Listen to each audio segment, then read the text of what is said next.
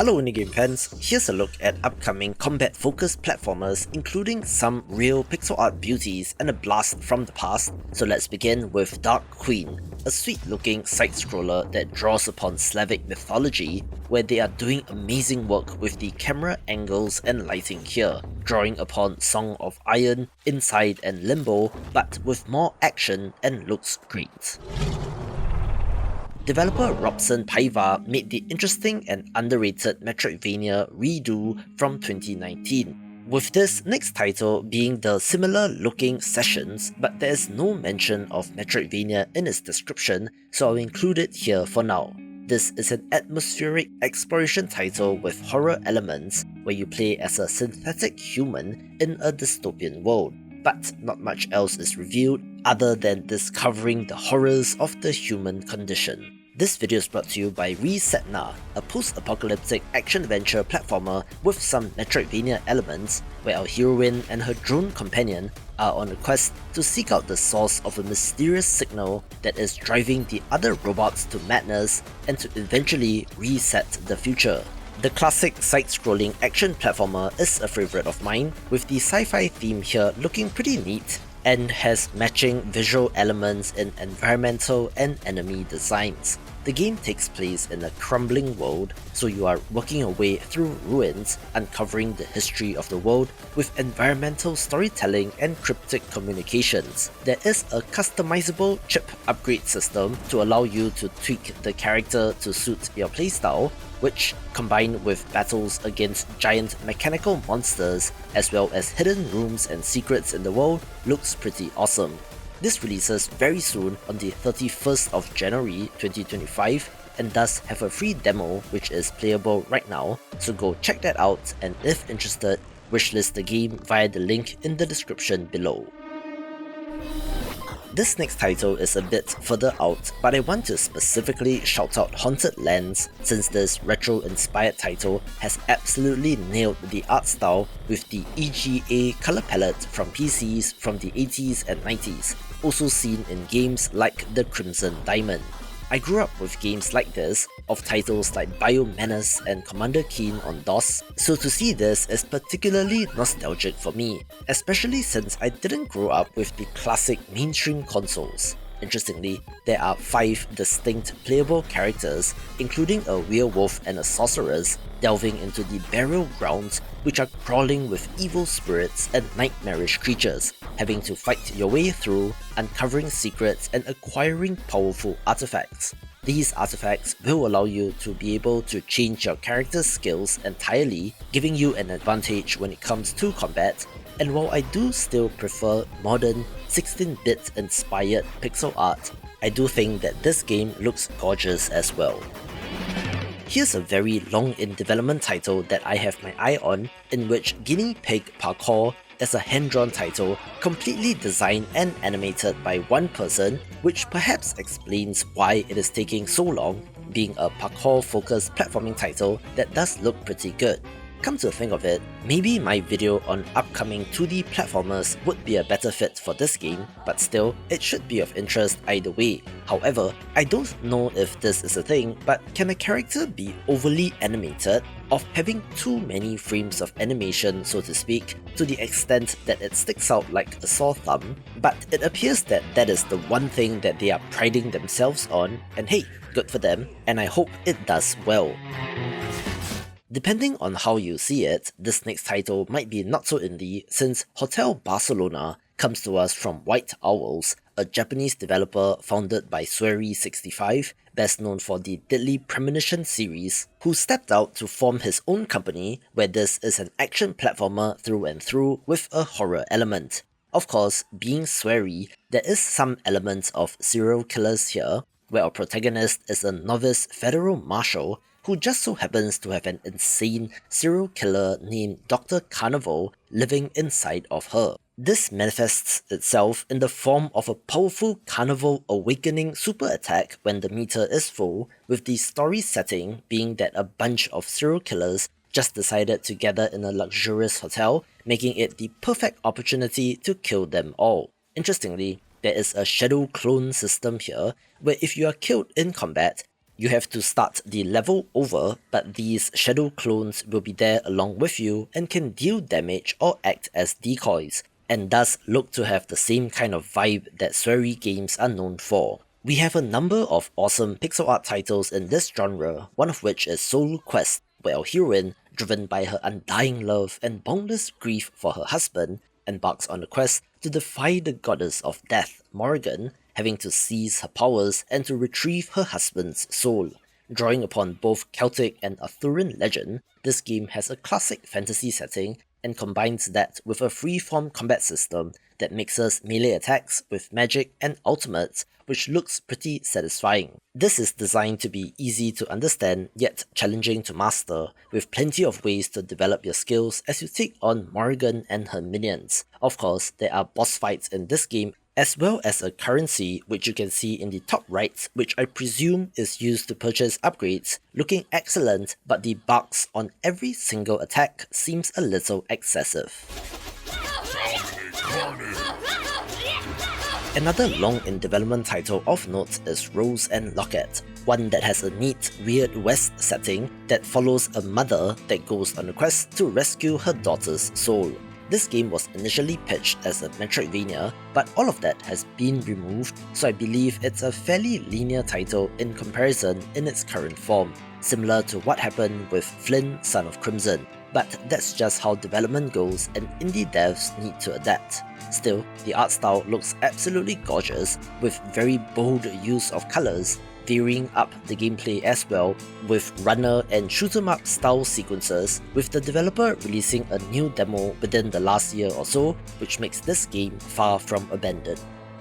Another long in development title is Iron Corbo, where I've had correspondence with this developer dating as far back as 2019, so if you're listening my friend, it's probably time to buckle down and get it out the door. You play as a kung fu janitor in this game with an environmentalist theme of having to fight robots made out of junk and to find out why they are acting up, with combat inspired by platform fighters like Smash Brothers and has a cool visual style. Here's an awesome looking run and gun shooter with a cool weird sci-fi theme where in ChainStaff you are fighting against an alien threat known as the Star Spores, who has warped life on Earth into furious uber bugs, and to make matters worse, a parasitic alien has attached itself to your head, but as a consequence of that, didn't give you the strength to fight back against the bugs, so you are using that to your advantage. While it largely looks like a run and gun action title, there is the eponymous ChainStaff weapon which is central to the game,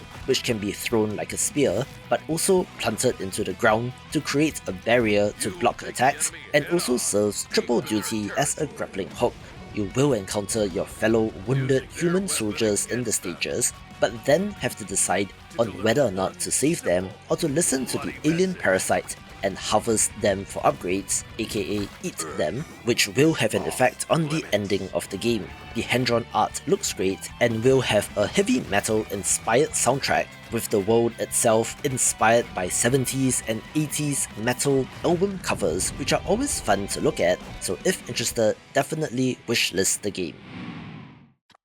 This next title has a decent amount of hype behind it, where Advent Neon is a self-styled hyperactive 2D action platformer that does have gotta go fast action. It sure does look like a Sonic game to me, with perhaps a bit of Mega Man inspiration in terms of the world design and even bosses, looking to have blazing fast action. Our hero is on a mission to reclaim their creator's body from a horde of robots, where combat is inspired by platform fighters and seems to have the entire moveset available, including cancelable attacks and extremely responsive inputs. And you have additional abilities on top of that, such as freezing time, which allows you to set up big combos. There's also 8-way dashing and wave dashing, so if you're into that subgenre, you'll feel right at home here, with the developer releasing a new trailer for the game in December 2024, so again, signs of life are always good. Of course, when it comes to action platformers, the two main series that have inspired a bunch of developers are Mega Man and Metal Slug, where you will see quite a number of games here inspired by those, one of which seems to be Super Alloy Crush. This has 2 playable characters to choose from, or you can play in co-op, having to defeat incoming competitors on an alien planet who are also searching for the universe's ultimate treasure. There's a progression system involving money and leveling up, but of course, me being me, the pixel art here is one of the highlights. The character designs look awesome as well, and you have access to an Iron Man style proton cannon looking weapon, in addition to a giant robotic fist to punch enemies and so much more, and just looks sick.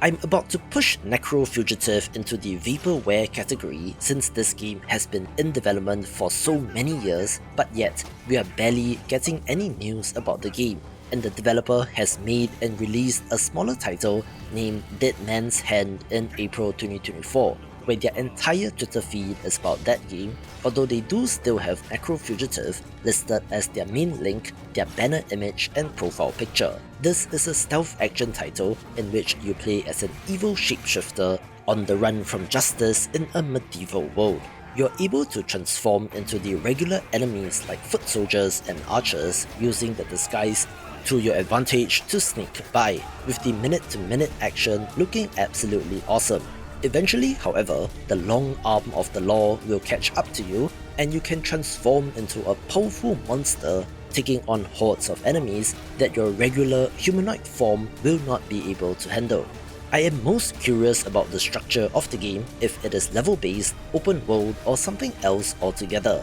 so I guess including it here is my little way of manifesting its existence into reality, since I hope we can all get to play this someday. Remember what I said about Metal Slug inspired titles? Another such game is Nitro Express, a title that has, I quote, cute pixel art girls shooting assault weapons with 360 degrees free aiming in the streets of Japan. However, this is not a GTA title, and they are not indiscriminately firing on everything, instead having to fight against autonomous drones which have become a part of daily life but are suddenly turning on the humans. You have the use of EMPs, grenades, turrets, flamethrowers, anti-tank missiles and more on top of your rifles, with the range at which you use these weapons being critical to their effectiveness. So if you love that kind of old school run and gun action, do wishlist the game. A neat looking pixel art action platformer is Kill the Witch, one which I believe comes to us from a Korean developer and is a self-styled hardcore action title. In this world, humans have given up trying to be happy, but instead have chosen to be no longer unhappy, but have turned into bugs in the process, in which you play as a witch with a baseball bat who has to smash everything. This is inspired by titles such as Cave Story, Momodora and the Toho Project, so you can get a general feel of the vibe here, with intense combat against both regular enemies as well as monstrous gigantic bosses. I'm not sure how much depth there is here to the combat, but it looks cool, with a tinge of horror as well, without straight up being a horror game, and looks like a title of note. This next title might seem familiar, since in Rusty Rabbit, you play as a rabbit in the mech. Participating in side-scrolling platforming action, and sure does look like Fist Forged in Shadow Torch to me, but the rabbit here is a lot cuter in design. Earth has entered an ice age, and humans have abandoned the planet, only for the unlikeliest of species, the rabbits, to come and claim the planet as their own, who treat the Peter Rabbit book as the Bible and refer to humans as some sort of gigantic precursor civilization. You play as a middle-aged rabbit named Stamp, who is digging and excavating sites for profit, coming across a friendly crew and deciding to work together to unravel the secrets of the world. The mech is a powerful weapon with ninja-like speed and mobility, but is also powerful enough to smash through blocks and attack enemies. There is a massive RPG-like progression system to upgrade the mech, but again does not say that it is a Metroidvania, so I'm curious about the structure, but it looks good with a release date in April 2025. one of the sickest looking titles in development is Chrono Rebirth, a game that did bill itself as an action platformer but now has a single line stating non-linear Metroidvania world on its Steam page short description, so I'm not sure what the final form of this game would take, but it's a beautiful looking title with vibrant pixel art where you play as a top hat wearing skeleton wielding a scythe, so what's not to love? If you love pixel art like me, definitely keep an eye on another space opera episode 1, The Wake of the Giant, a captivating cinematic action platformer that immerses players in a rich sci-fi world. Set in the 23rd century, humanity has united under a technocratic government which came out of the ashes of nuclear fire, and as they venture into the stars, they are drawn into a bloody supernatural conflict that threatens the entire galaxy. This game offers a single-player or co-op experience, allowing you to explore 12 meticulously crafted levels, each with its own unique environments. Interestingly, it has procedurally generated loot, so I'm not sure how that will feed into the structure of the game, since it sure doesn't look like a Borderlands-style title in which you can replay levels to farm drops, where the weapons will have distinct stats, appearances, and features to help you annihilate your enemies. I'm also not clear about the episode 1 branding, if it is 12 levels in one episode or if the release will be a subset of that, but still, it is one of the prettiest titles out there.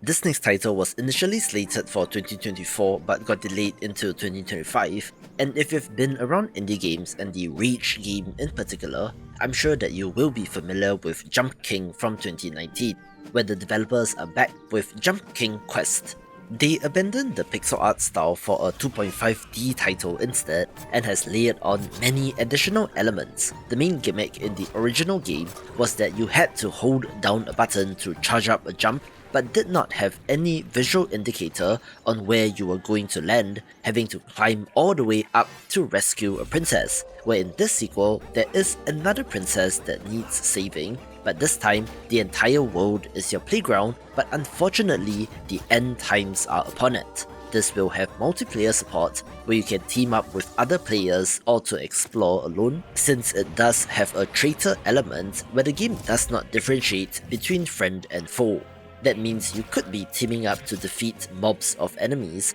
only to get stabbed in the back by someone who you thought was an ally. The combat element is new, as is the leveling system, but critically, this will not have a game over screen, so it appears that the penalty for getting killed is falling down multiple screens, retaining the core of what made the original great and could be huge.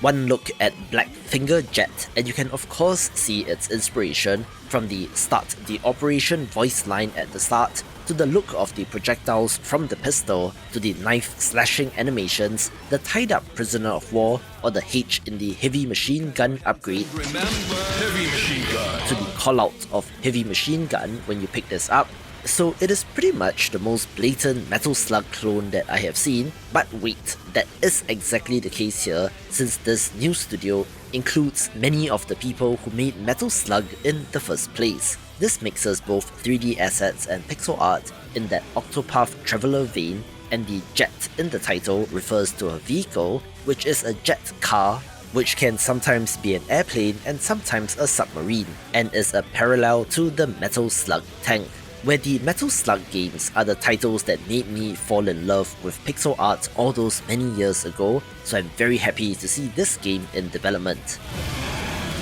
Here is one of the best looking titles in Kit Bash Super Legend, which upon closer inspection says that it's a roguelite. Oops, so it should have been in the upcoming action roguelite video, but I'll make up for it here, in which you play as Kit Bash, an amnesiac hero, as he navigates a world of forgotten video game characters and tries to recover his memory. The art style here is a highlight, and looks like Nendoroids or something, where you can combine any two weapons to create a new one, along with a randomized pool of mods to equip, and meta progression in the form of a village to repair and upgrade. Apparently, Bosses can also be converted to friends in this game, but my god, what an absolutely beautiful looking game.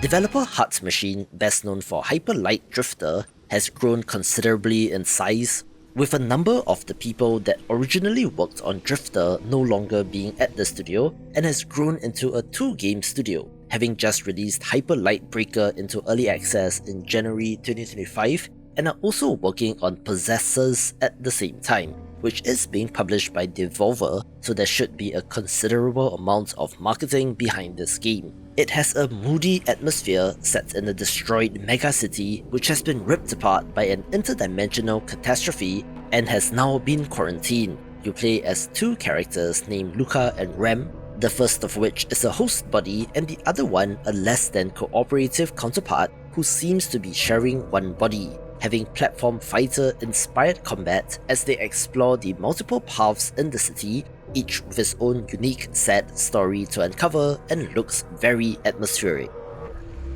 I thought that we would have gotten more news about Earthblade by now, since this is the next title from the developers of Celeste, and at one point in time, they did have a 2024 release window, but that has since been changed to coming soon. So we still only have that initial review trailer for this title. This is a self-described explore action platformer with seamless exploration and a focus on combat instead of being a precision platformer. Taking place in a ruined world, you are exploring, fighting and unraveling mysteries to piece together Earth's fractured history, having a great pixel art look.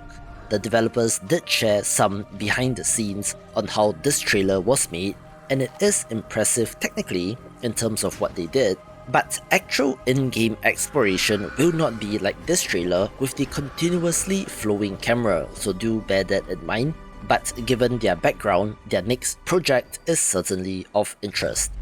Here is one of my most anticipated titles, since Neon Inferno is one of the best looking pixel art games in development, coming to us from the developer of the underrated Steel Assault, and is a side-scrolling run-and-gun action title with gallery shooter action, so think of old school titles like Sunset Riders and you get some idea. Set in a futuristic dystopian New York City where criminal syndicates control 4 of the 5 boroughs, you play as deadly assassins of a new crime family trying to establish a foothold, having to fight against your enemies as well as the corrupt NYPD. The action here looks fantastic, mixing the run-and-gun platforming with vehicle sections on motorcycles, and of course the aforementioned gallery shooter element, which is not done nearly enough in games these days. The default difficulty mode will be a challenge, but does offer ways to both scale down or up the difficulty, with the 1 credit mode being its flagship challenge and is easily a no-brainer pick.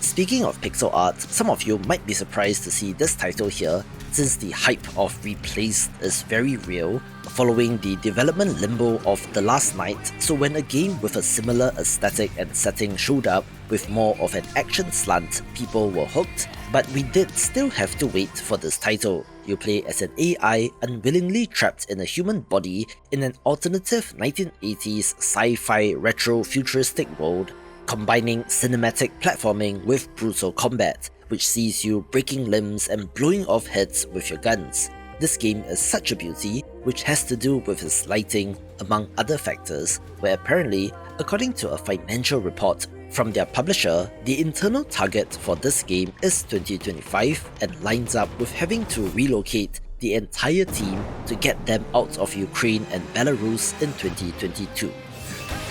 Alright, this might be not so indie due to the IP, but technically it is from an indie team who made Blasphemous, so of course Ninja Gaiden Ragebound is of note, an absolutely stunning pixel art action platformer which appears to be fairly linear in nature, so this list is the perfect fit for it. Watch this video for more upcoming pixel art indie games.